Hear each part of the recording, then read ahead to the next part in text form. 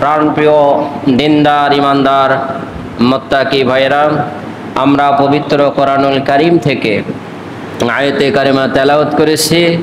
আজকের আলোচ্য বিষয় হলো যে মুমিন কারা, মুমিনের কার্যকলাপ কি হবে, মুমিনের কর্তব্য কি, ইমানদার কাকে বলে, মুমিন কাকে বলে, মুনাফিক কাকে বলে, কাফের কাকে বলে, এগুলি নির্ণয় করার জন্য কত্তা বাইয়ানার রুশুদু মিনাল গায়্যি, অত নিশ্চয় বাইয়ানা সুস্পষ্ট এই কোরআন, রুশদু সত্য, মিনাল গায়্যি এবং মিথ্যা, সত্য এবং মিথ্যার পার্থক্য করে দেন কোরআনুল কারীম। জোরে কান সুবহানাল্লাহ। আমরা সকলে মুমিন হতে চাই তো, কি বলেন? মুমিন হতে চাই না? আমরা অবশ্যই মুমিন হতে চাই। আজকে আলোচ্য বিষয় হলো যে আমরা মুমিন হতে চাই। যদি আমরা মুমিন হই তাহলে আমাদের করণীয় কি, আমাদের কর্তব্য কি, আমাদের কাজ কি, কি বলেন? কোরআনুল কারীমে আল্লাহ রাব্বুল আলামিন বললেন, আল মুমিনুনা ওয়াল মুমিনাতু বা'দুহুম আউলিয়া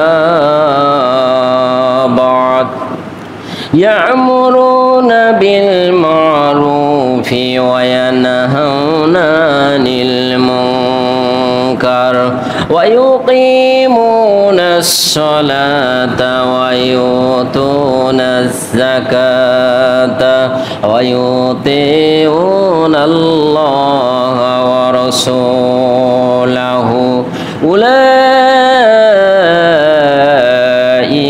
সায়ারহামুহুমুল্লাহ ইন্নাল্লাহা আসীসুন হাকীম।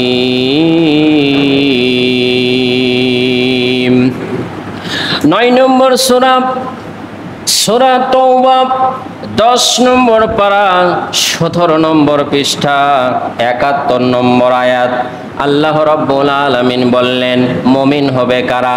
মুমিনের সাথে মুমিনের সম্পর্ক, মুনাফিক মুনাফিকের সাথে সম্পর্ক, কাফের যারা কাফেরের সাথে সম্পর্ক, বেঈমান যারা বেঈমানের সাথে সম্পর্ক। আজকের আলোচ্য বিষয় হলো আমরা মুমিন হতে চাই। দেখবেন মুমিনরা যারা, তারা মুমিনের সাথে সম্পর্ক।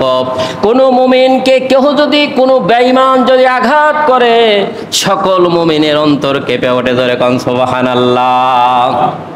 একজন মুমিন যদি বিপদে পড়ে আর এক মুমিন কান্না করে, একজন মুমিনকে যদি অন্যায়ভাবে মামলা দেয়, অন্যায়ভাবে গ্রেফতার করে, অন্যায়ভাবে শাস্তি দেয়, ওই সমস্ত মুমিনদের কেঁপে ওঠে তাদের অন্তর, ওই সমস্ত মুমিনেরা আফসোস করে।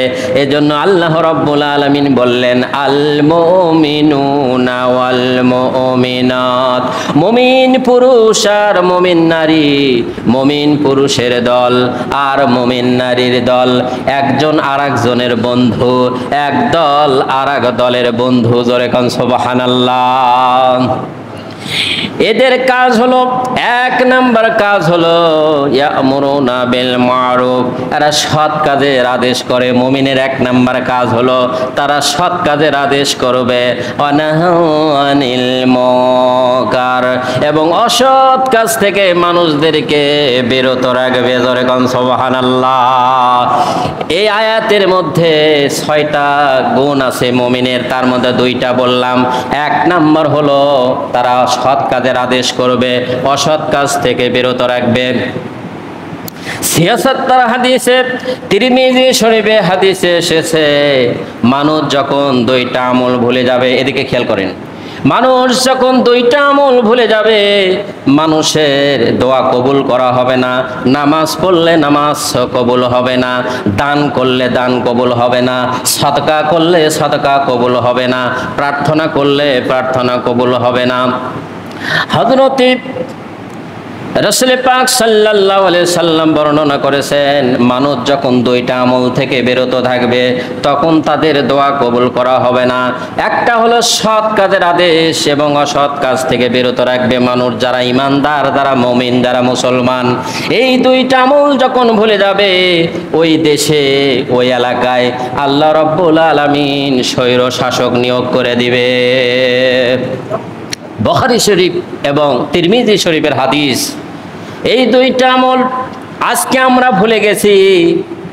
সুন্নাত হলো দুইটা, একটা হলো সুন্নতে মাক্কেদা আর একটা হলো সুন্নতে গায়রে মাক্কেদা। সুন্নতে মাক্কেদা হলো আপনি সৎ কাজের আদেশ করবেন, অসৎ কাজ থেকে বিরত রাখবেন। আর গায়রে মাক্কেদা হলো আপনি সুরমা পরেন না, আপনি যদি বলেন ভাই একটু সুরমা পরেন, আপনি শার্ট প্যান্ট বাদ দিয়ে একটু পাঞ্জাবি পরেন। আবার ওই ব্যক্তিকে যদি বলা হয় ভাই আপনি ঘুষের সাথে জড়িত আছেন, এই ঘুষ থেকে বিরত রাখেন, সুরমা পরেন, এটাও বলা সুন্নাত। আবার ঘুষ থেকে বিরত থাকেন, এটাও বলা সুন্নাত। আজকে ওয়ামরুনা বিল মারুফ, সৎ কাজের আদেশ, ওয়ানাহাউ আনিল মুনকার, অসৎ কাজ থেকে বান্দারা বিরত রাখবে। এইটা হলো মুমিনের কাজ। 3 নম্বর কাজ হলো ইউকিমুনাস সালাত, তারা নামাজ কায়েম করবে। নামাজ কায়েমের ব্যাপারে কথা এসেছে 82 বার, অর্থাৎ নামাজ প্রতিষ্ঠা করবে। আরবি শব্দ হলো কায়েম করবে, অর্থাৎ প্রতিষ্ঠা করবে। ব্যক্তি, পরিবার, সমাজ এবং রাষ্ট্রে নামাজ কায়েম নাই। নামাজ কায়েম আছে? নামাজ কায়েম নাই।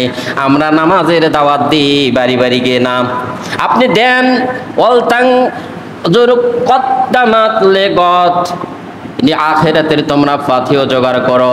আপনার প্রতিবেশী এলাকাবাসী আপনি করেন, কিন্তু এটার একটা দায়িত্ব আছে। কার দায়িত্ব?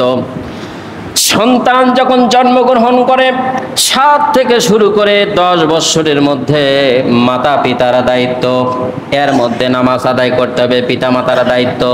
10 বছর পরে আপনি বড় হয়ে গেছে, তার গায়ে হাত তুলতে পারবেন। এরপরে দায়িত্ব হলো গভর্নর সরকারের।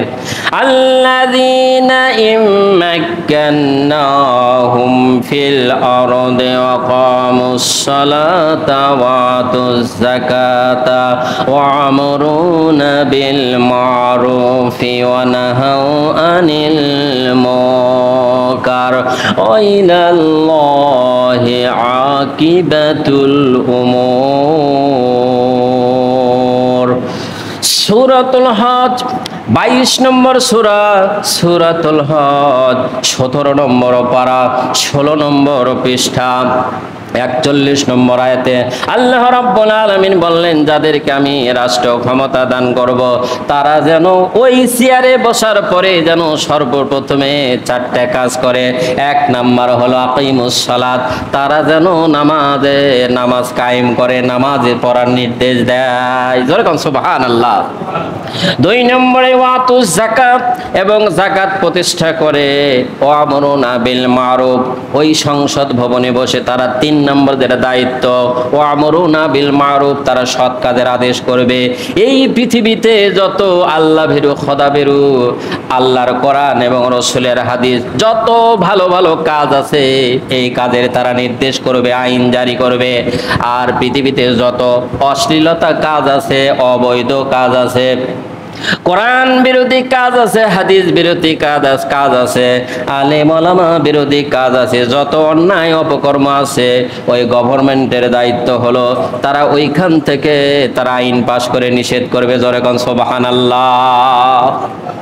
আমরা ওয়াজ করে কাম হবে না। আপনি যদি 1 লক্ষ বক্তা যদি ওয়াজ করেন, আপনার ওই পরিমাণ কাজ হবে না, শুধু ফিলিংস তৈরি হবে, কিন্তু আপনি মানতে পারবেন না।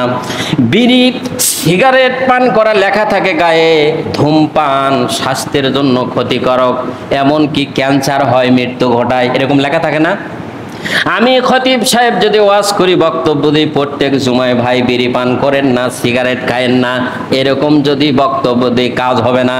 আর ওই চেয়ারে যারা বসে থাকবে, ওয়ামরুনা বিল মারুফ, তারা সৎ কাজের আদেশ করবে। আজকে আইন পাশ করা হলো, সারা বাংলাদেশে যত বিড়ির ফ্যাক্টরি আছে, যত সিগারেটের ফ্যাক্টরি আছে, আজকের থেকে বন্ধ করে দেওয়া হলো, লাইসেন্স বাতিল করে দেওয়া হলো। এরপরে কোনো ফ্যাক্টরিতে যদি দলিল বিড়ি সিগারেট যদি তৈরি হয় তাহলে অনাদায়ে 10 লক্ষ টাকা জরিমানা করা হবে, অথবা 6 মাস জেল। এই আইন যদি পাশ করা হয়, বিড়ি খাওয়া তো দূরের কথা, বাড়ির মধ্যে থাকলে কবে তাড়াতাড়ি ভাঙ্গা মাটির মধ্যে পুঁতে রাখো। ঠিক কিনা বলেন? এই হলো আইন। আমরা তো উল্টা পথে চলছি।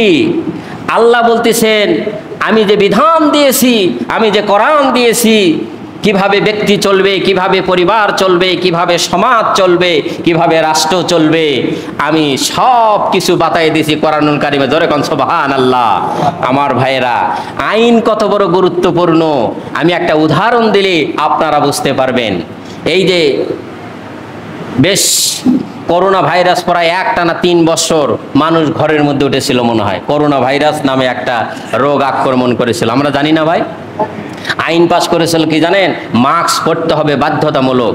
আমি আমার লাইফে পেয়েছি, রাজা বাজার করতে গিয়ে দেখি গরিব মানুষ বাজার করতে গেছে, ওখান থেকে 10 টাকা 20 টাকা বাঁচাইছে বাজার করে। ওই আগে মাস্ক কিনতে হবে, তার কারণ পুলিশে ধরলে 500 টাকা জরিমানা। কি বলেন? আইন কি জিনিস দেখছেন? আমরা এটা বুঝি যে উঁচু জমির পানি নিচে জমিতে নামে, কিন্তু নিচের থেকে পানি কোনোদিন উপরে ওঠে না। এজন্য কোরআনুল কারীম ওই জায়গায় নিয়ে যেতে হবে, ওইখানে গেলে তাহলে কাজ হবে। আর এই কথা বললেই কিছু লোক বলে যে রাজনীতি শুরু করছে, বলে না? আপনি যখন কোরআনের আইন চাবেন, আপনি যখন কোরআনের বিধান চাবেন, তখন বলবে কি জানেন? বলবে রাজনীতি শুরু করছে। এই কথা বলে না? এই কথা যে বলবে সে হলো মুনাফিক। এটা আমার বানোয়াট কথা নয়। এটা কার কথা বলেন? আল্লাহ পাকের কথা। আল্লাহ রাব্বুল আলামিন বললেন, ফালা ওয়া রাব্বিকা লা ইউমিনুনা।